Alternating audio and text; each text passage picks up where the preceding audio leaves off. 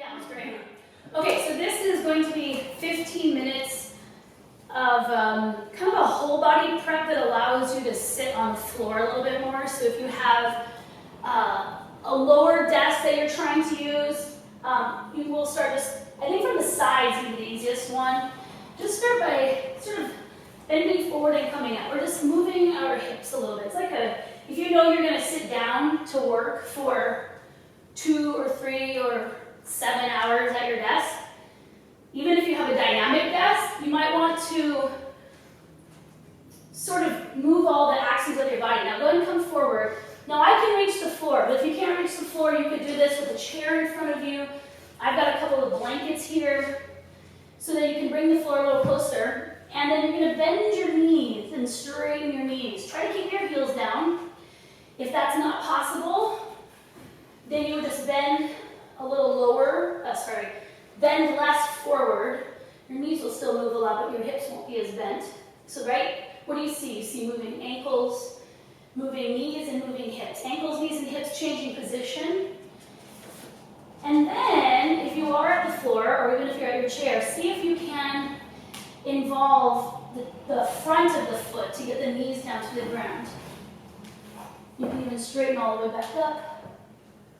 Now, my toes, your toes, in order to get your knees down to the ground, have to bend quite a bit. So a blanket is a good way to reduce that distance. So if you wanted, you could just be moving here and back. To make it a little bit more challenging, what I'm going to have you do is stand up in between each toe stretching session. So what do we have now? A sneaky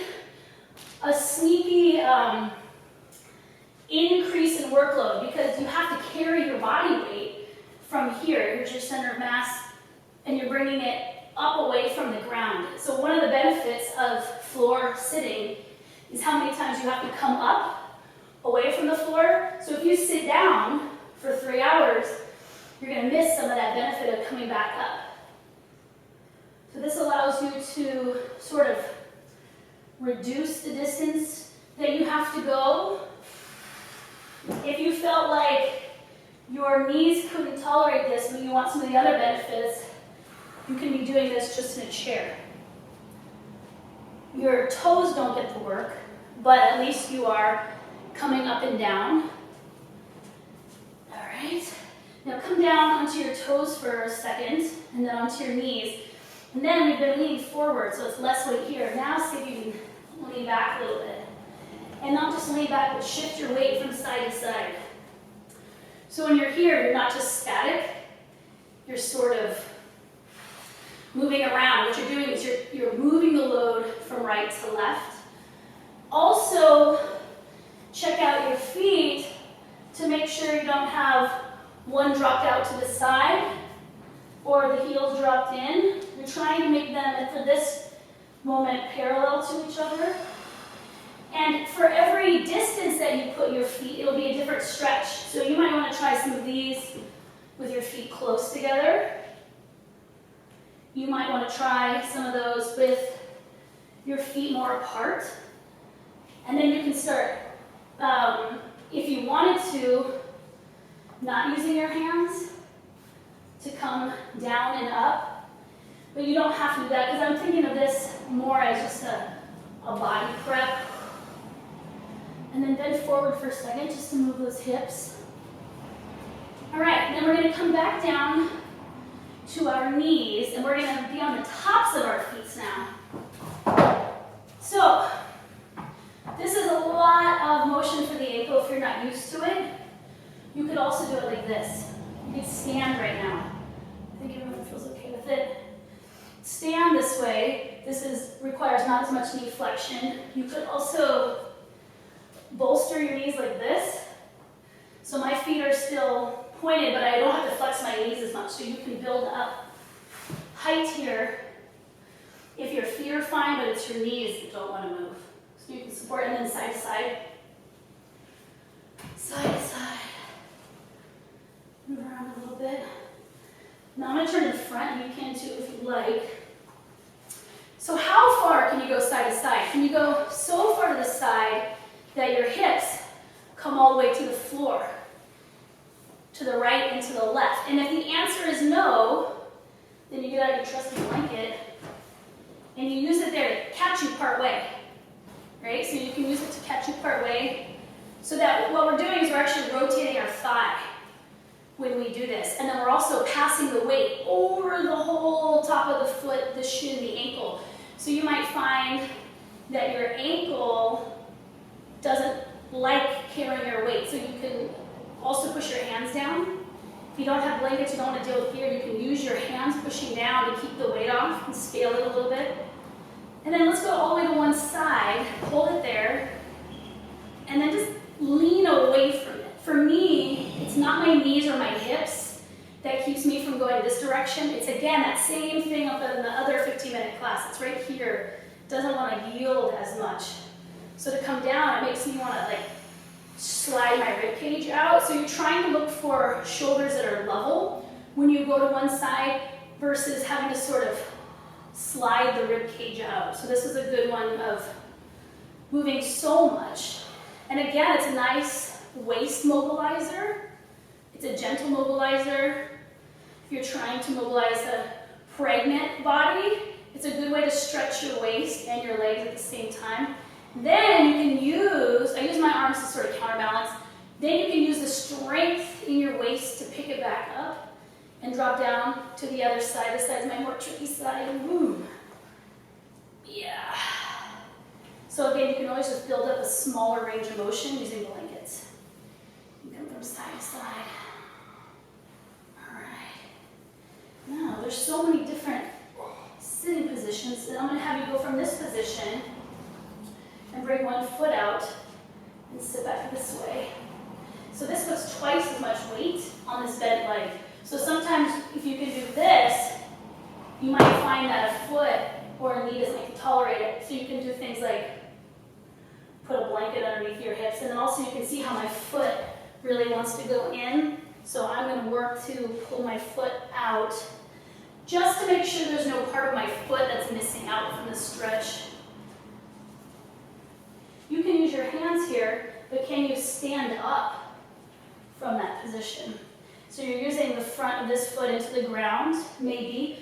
To make yourself lighter, you can actually carry your torso weight on your hands down, or you don't have to do that. So you have some options of scaling it. You can either challenge your legs with your weight, or you can put it on your hands. All right, and we'll come down and we'll switch legs. Other foot back, other foot forward. Just hang out here and stretch. Sort of shift your weight from side to side as you do. Check the foot. My feet like to fold in. And if you wanted to, you can lean forward and sort of come up with less weight. You make yourself lighter if you lean forward, right? I have less weight on my legs when I do this. So I can just worry about lifting the weight of my legs. But I'm still making this move a little bit more dynamic. And then if you want, you don't have to lean forward or use your hands. You can just practice using the top of this back foot.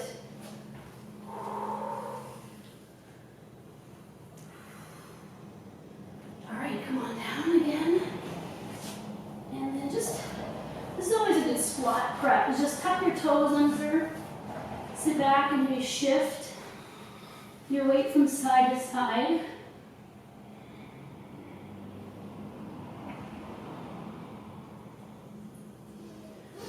And come up and step forward with lunge with one leg. Same thing. Imagine if this was how you took your rest and not only your sports team picture. And you can make it dynamic, sort of coming forward and back. And you can go a little farther back maybe. If this is too much with your toes tucked in, I'm still stretching my feet when I do this.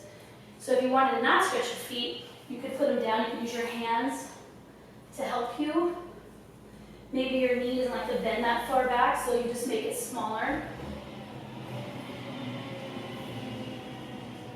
All right, and then switch sides. Same thing, just sort of moving back and forth.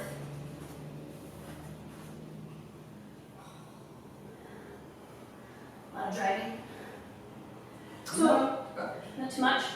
Now, in order to move this hip more, you want to watch that your torso doesn't stay in line with your pelvis. So when I go forward like this, the chances of my pelvis being in line with my femur are pretty high. So I'm going to think of tucking my pelvis and bringing my torso up and only going forward as long as my torso stays vertical, so I get a little bit more of rectus femoris, iliacus, and psoas major.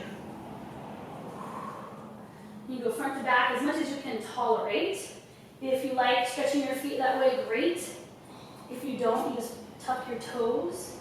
So you can choose how many parts you want to mobilize. All right. And then we'll go ahead and come on up, and I'll have you have a seat, maybe on a blanket. If you don't want to use a blanket, you don't have to. For this first one, you might need one. You're going to put your legs straight out in front of you. And I'll have you straighten your right leg, bend your left leg, and see if you can drop that knee in. Maybe kind of move in and out with that leg. Trying to keep your pelvis in place. And then if you can,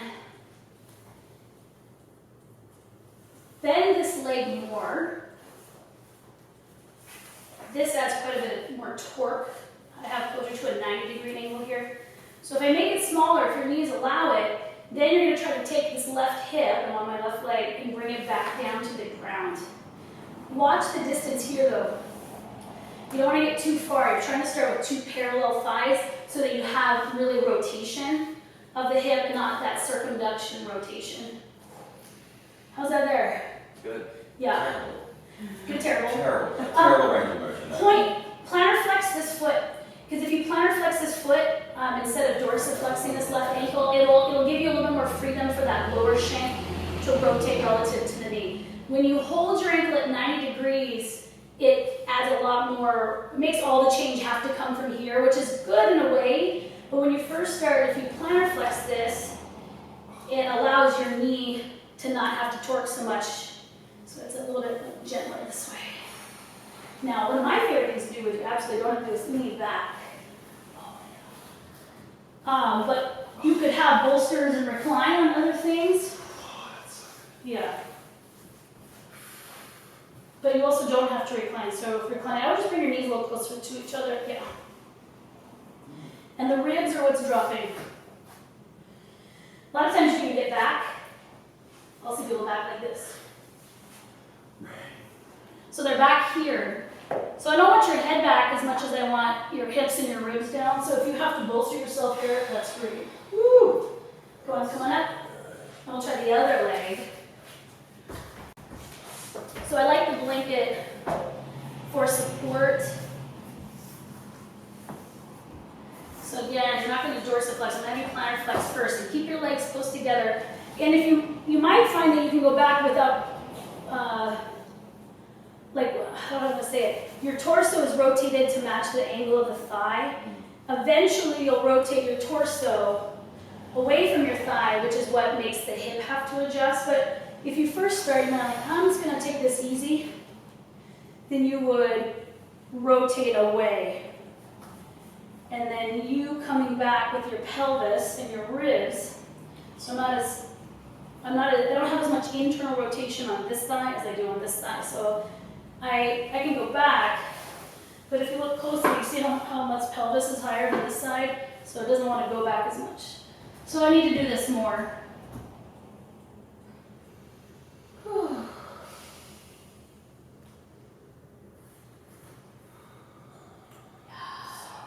So good.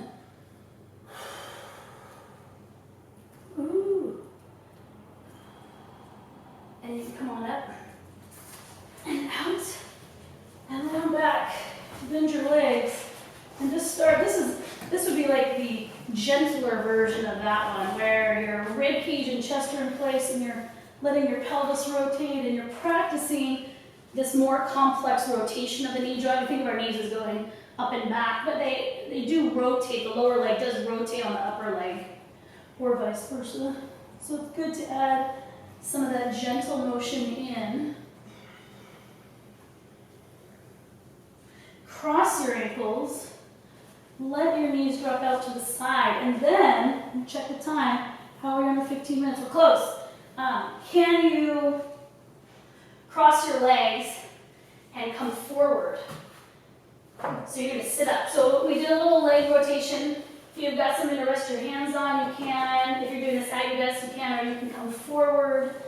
You're just thinking of sort of moving at the hips. Now feet-wise, there is letting your feet relax as you go forward, and then there's dorsiflexing the ankles as you go forward, and those affect the stretch a little bit differently.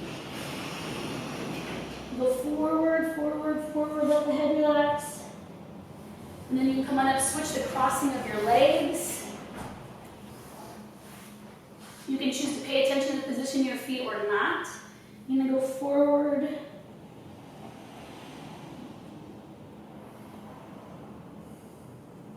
Sort of shift your weight from right to left while you're there. That's those back corners of the jump tour.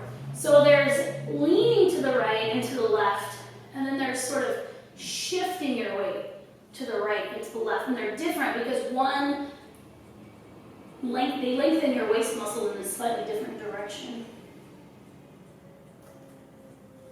All right, and then open to a big V-sit, y'all. And now remember, you can be up on a blanket or up on a dome if this is uncomfortable for you, if you feel the backs of your legs are so tight that when you put your legs out, it rounds your back. If you get on the floor and you get this rounded back thing, then just elevate yourself up a little bit and go forward and shift your weight again. That's where you're, it's like when you're moving. It's the way that you clean out your junk drawers when you're moving. Not just when you're cleaning your house, but when you have to like take a vacuum to the corners to get whatever that kind of crummy dust is, that's what you're doing right now. You're making it look as good as you would want it for someone else, or to get your deposit back. Right? That's what it is. Yeah. I know what motivates us. All right. Come all the way back, all the way down. My favorite is I just think of it as like an inverted squat. So you can do one leg at a time, or you can do both legs at a time. If you didn't want to be on your back, you could actually just do a squat. You could get into that wide position and just sit down. So don't let the back, being on your back, scare you. You can do this anytime. All right, and then go ahead and stretch all the way out. 15 minutes is up. Boom. Boom.